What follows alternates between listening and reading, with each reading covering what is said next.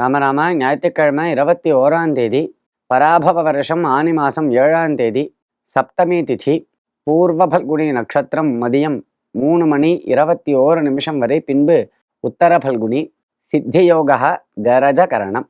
இன்னைக்கு பானு சப்தமி, அலப்ய யோகா, ஆணி திருமஞ்சனம், ராகுகாலம் சாயங்காலம் 4:30 மணியிலிருந்து 6 மணி வரை, யமகண்டக மதியம் 12 மணி முதல் 1:30 மணி வரை. பானு சப்தமி, அலப்யம், இந்த புண்ணிய காலத்தை எப்படி நாம் பயன்படுத்தி கொள்ளலாம்? அதாவது அமாவாஸ்யாது சோமேன சப்தமி பானுநாசக சதுர்த்தி பூமிபுத்திரேன புதவாரேண சாஷ்டமி சதஸ்ரஸ்திசயஸ்வேதாக சூரிய கிரகண சந்நிபாக அப்படின்னு சாஸ்திரம். அதாவது இந்த ஞாயிற்றுக்கிழமை அன்னைக்கு சப்தமி திதி சேர்ந்ததுன்னா அது சூரிய கிரகணத்துக்கு துல்லியமான புண்ணிய காலம்னு சொல்லப்பட்டிருக்கு. அதனால தான் அலப்ய யோகான்னு போடுறது பஞ்சாங்கத்தில்.